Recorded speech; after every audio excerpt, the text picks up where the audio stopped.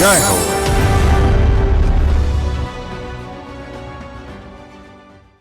రాజరికపు వైభవ ప్రాభవాలను చాటే ఒకనాటి రాజపుత్ర రాజ్యం రాజస్థాన్. అదే నేల మీద ఎడారిలోకం ఉంది. మెతుకు కోసం ఒంటెల సవారీలతో సహవాసం చేసే బాలలున్నారు. రాష్ట్ర రాజధాని జైపూర్లో అక్షరగంధం లేక నగరాల మురికివాడల్లో ఎందరో బాలలు మగ్గిపోతున్నారు. అలాంటి పిల్లలను చేరదీసి చదువు చెప్పటానికి విద్యాలయాన్ని స్థాపించారు జైపూర్ ఇల్లాలు విమలా కుమావత్. పరోపకారం కోసం జీవించిన జీవితమే విలువైనదంటారు శాస్త్రవేత్త ఆల్బర్ట్ ఐన్స్టీన్. పరుల కోసం పాటుపడని బతుకు దేనికని సినారే అన్న మాటలను స్మరించుకోవాల్సిన సందర్భమిది. ఇది సెంటిమెంటో మానవతా సంబంధిత సున్నిత భావనో తెలియదు, కాని ఈ మాటలు కథానాయకురాలు విమలకు అక్షరాలా వర్తిస్తాయి. ఈమె అచ్చం ఇలాగే జీవిస్తున్నారు. ఆమె జైపూర్లో అణగారిన వీధి బాలల కోసమే ఒక పాఠశాలను ప్రారంభించారు. తనకున్న కొద్దిపాటి వనరులతోనే విద్య నేర్పి బాలల జీవితాలను మార్చివేశారు. సంఘ్ పరివార్ ప్రచారక్ ధనప్రకాష్ రావత్ మంత్రోపదేశ ప్రభావం, తనకు స్వతహాగా ఉన్న ఆర్తి ఆమెను సామాజిక సేవ వైపు నడిపించాయి. 2003లో జైపూర్లో సేవాభారతి బాల విద్యాలయము ప్రారంభించారు. मेरा जयपुर में जन्म हुआ था, कल्याण जी के रास्ते में चांदपोल. నేను జైపూర్లో పుట్టాను. మేము 7 తోబుట్టువులం, 3 సోదరీమణులు, 4 సోదరులు. మా కుటుంబం క్రమశిక్షణకు ప్రాధాన్యమిస్తుంది. క్రమశిక్షణతో జీవించడం ఎలాగో నేర్చుకున్నాను. నాకు 14 ఏళ్లకే వివాహమైంది. నేను నేర్చుకోలేదని భావించినవన్నీ ధనప్రకాష్ జీ నుంచి, సేవాభారతి నుంచి, అత్తగారు మామగారి నుంచి నేర్చుకున్నాను.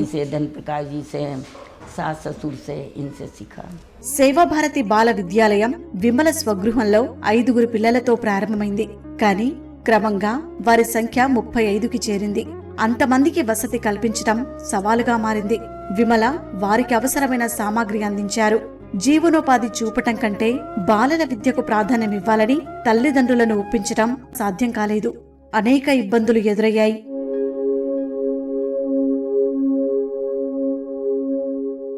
26 जनवरी 2003 को 5 बच्चों से चालू किया था. మేము 2003 జనవరి 26న కేవలం 5 పిల్లలతో బడిని మా ఇంటి నుంచే ప్రారంభించాం. ఇది పూర్తిగా ఉచిత పాఠశాల. ఈ విద్యాలయం నుంచి దాదాపు 325 విద్యార్థులు ఉత్తీర్ణులయ్యారు. 30 మంది పిల్లలు నాతో ఉన్నారు. ఇక్కడికి 22 కిలోమీటర్ల దూరాన ఉన్న ప్రత్యేక శాఖలో ఉన్న విద్యార్థుల సంఖ్య దాదాపు 160. ఇదే పేరుతో ఆ పాఠశాలను నిర్వహిస్తున్నాం.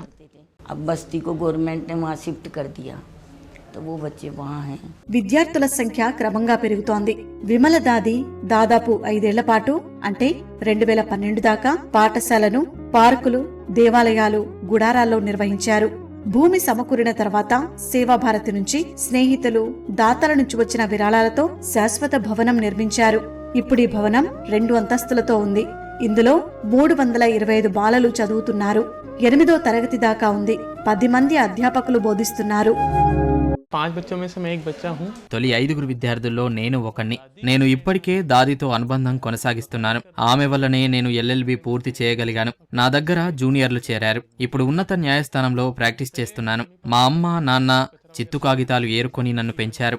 నేను అదే చేసేవాణ్ణి. అప్పుడు విమలా దాది మా దగ్గరకు వచ్చి మాట్లాడారు. చదువుకోవాలన్న నా నిర్ణయాన్ని మా కుటుంబం ఎందుకని ప్రశ్నించింది. అయినా దాది నన్ను తనతో తీసుకెళ్లారు. దాది మా కుటుంబ సభ్యులతో, సొంత కుటుంబ సభ్యులతో దాదాపు పోట్లాడారు. ఎడతెగని ప్రయత్నాలతో నన్ను పంపించేందుకు ఒప్పుకున్నారు. हमारे पेरेंट्स से भी लड़कर సమాజం మీద ఆర్తితో విమల చేస్తున్న ప్రయత్నాలతో అనేక బాలల జీవితాలు అనూహ్యంగా మారిపోయాయి. ఆమె మానవతా కార్యక్రమాలు అట్టడుగు జీవులను పారిశుద్ధ్య పనుల నుంచి విముక్తం చేశాయి. ఉన్నత విద్య, వృత్తి విద్యల వైపు నడిపించాయి. విమల నిరంతరం చదివిస్తూ వారితోనే పరీక్షా కేంద్రాలకు వెళ్లి వస్తుంటారు.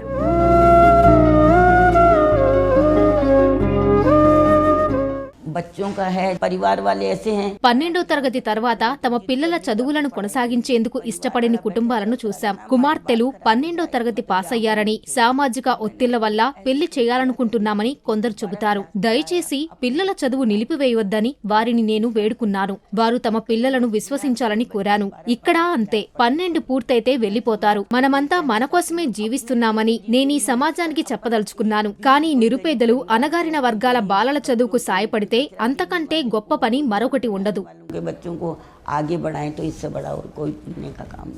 సేవాభారతి బాల విద్యాలయానికి 2 శాఖలున్నాయి.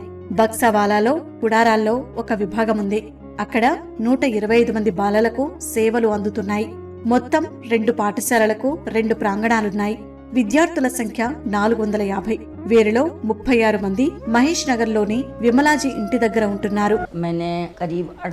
నేనీ పాఠశాల ప్రారంభించినప్పుడు నా వయసు 48 ఏళ్లు. ఇక్కడ చదివిన తొలి తరాల పిల్లలు జీవితాల్లో స్థిరపడ్డారు. వారిలో కొందరు LLB, మరికొందరు BSc చేశారు. ఇంకొందరిది నర్సింగ్, పోస్ట్ గ్రాడ్యుయేషన్ పూర్తయింది. ఒకరేమో MA BEd చదివారు. ఇంకొకరు ఢిల్లీ హైకోర్టులో పనిచేస్తున్నారు. నా సేవలకు ప్రశంసగా అంబేద్కర్ పురస్కారం లభించింది.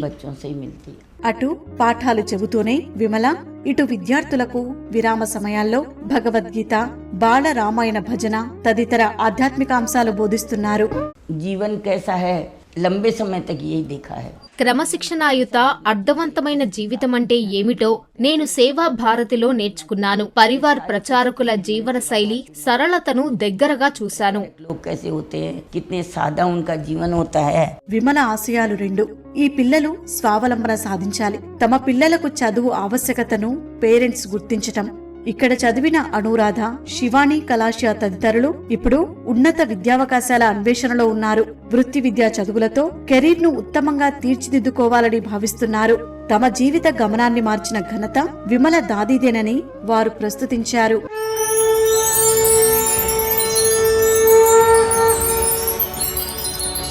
జై హో.